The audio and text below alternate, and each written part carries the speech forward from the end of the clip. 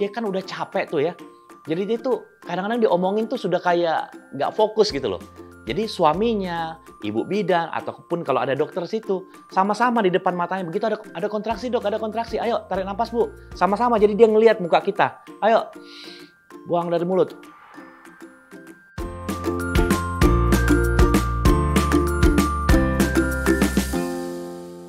Ya, jadi nyeri persalinan itu kan terbagi-bagi ya, ada nyeri ringan, nyeri sedang, dan nyeri berat.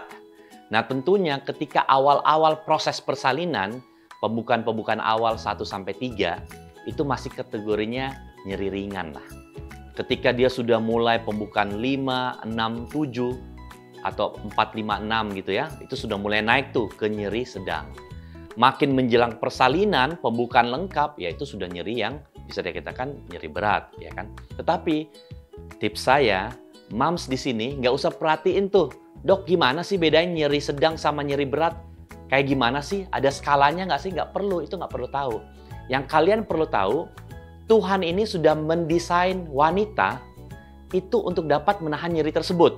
Makanya perempuan tuh setiap bulan mens itu ya. Itu sudah lebih kuat lah perempuan dibandingkan laki-laki. Jadi pada saat mau melahirkan, nyeri pasti ada.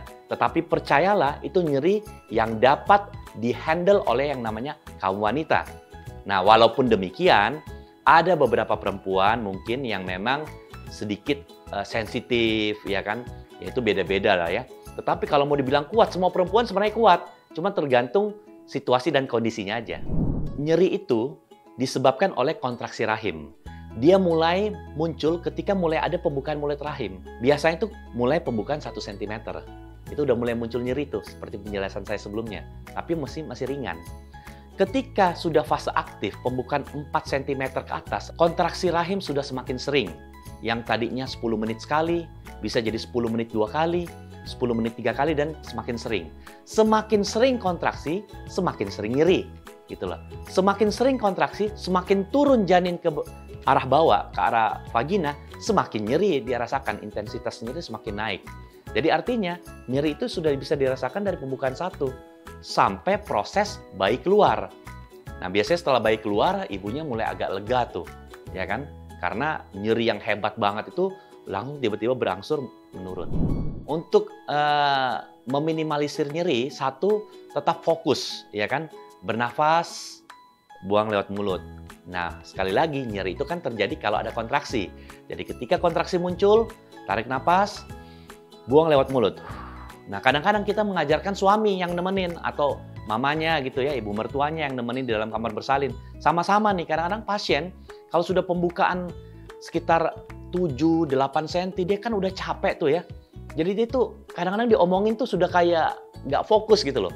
Jadi suaminya, ibu bidan, ataupun kalau ada dokter situ, sama-sama di depan matanya, begitu ada kontraksi dok, ada kontraksi, ayo tarik nafas bu, sama-sama, jadi dia ngelihat muka kita, ayo buang dari mulut. Tarik nafas, buang dari mulut. Sama-sama, jadi selain kita instruksikan, kita contohin juga. Nah, contohin ini bisa juga dibantu oleh itu tadi, orang-orang di sekitarnya. Sehingga dengan begitu, nyeri dapat sedikit, apalah bukan berkurang ya, tetapi dia dapat melalui nyeri tersebut. Nah, jadi pada saat proses melahirkan ini, itu kadang-kadang pasien ada yang memang sudah sangat tidak kuat menahan nyeri. Ya kan? Daripada dia harus operasi sesar, kita bisa pertimbangkan pemberian pembiusan atau anestesi, atau istilah kerennya tuh ILA, intralabor anestesi. Nah, itu dilakukan oleh dokter anestesi, bisa dengan cara pembiusan spinal ataupun epidural. Itu teknis lah ya, dokter anestesi nanti yang menentukan kapan dan kondisi pasien kayak gimana.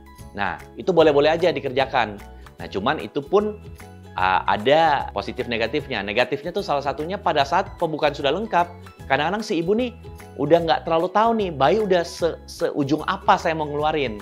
Nah, tetapi nggak usah takut juga, itulah pentingnya ada dokter yang nemenin untuk membimbing si ibu mengejan, namanya membimbing mengejan gitu loh. Supaya kita bisa lihat kapan si ibu harus ngeden, kapan enggak. Nah, kalau emang benar-benar dia udah nggak bisa ngeluarin bayinya sendiri, nah itulah saatnya mungkin dipertimbangkan untuk penggunaan alat bantu, salah satunya seperti vakum ekstraksi. Jadi sebenarnya bukan tidak merasakan nyeri sama sekali lagi ya, tetapi dari awal proses persalinan, dari skala nyeri yang ringan, kemudian naik sedang, berat, dan sangat berat itu, kemudian tiba-tiba setelah melahirkan, ini turun nih. Ya kan? Mungkin turun ke nyeri yang bersifat sedang. Ya kan? Jadi pasien itu bukan hilang nyerinya, tetapi dia langsung merasa nyeri yang hebat itu hilang. Tetapi diganti dengan skala nyeri yang sedang. Jadi dia sudah tidak, yang tadinya dia dalam kondisi nyeri yang berat banget, tahu-tahu nyerinya udah berkurang. Nah, itu yang membuat dia menjadi lebih rileks. Ditambah lagi dia ada perasaan senang, sudah lihat bayinya lahir dan segala macam. Makanya kalau saya atau banyak dokter yang lain ketika bayi sudah lahir, ya kan kita langsung taruh di dada ibunya tuh, IMD. Pada saat itu kita mau melahirkan plasenta. Jadi pada saat si ibu peluk bayi, ya kan, itu kakinya masih ngangkang tuh, masih ada plasenta yang mau dilahirin. Nah, dia biasa kalau udah peluk bayi, dia udah nggak terlalu sadar tuh. Karena dia udah seneng lihat anaknya, ya kan. Ada perasaan haru, perasaan bahagia di situ. Jadi nyerinya itu sudah agak sedikit tereliminir.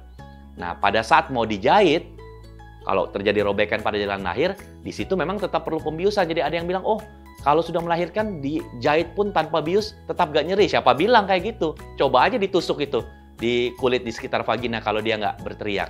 Jadi tetap juga kita melakukan pembiusan gitu loh. Terutama ketika robekan-robekan yang dekat daerah kulit. Karena daerah situ kan banyak pembuluh darah sehingga lebih terasa nyeri ketika terkena jarum jahit.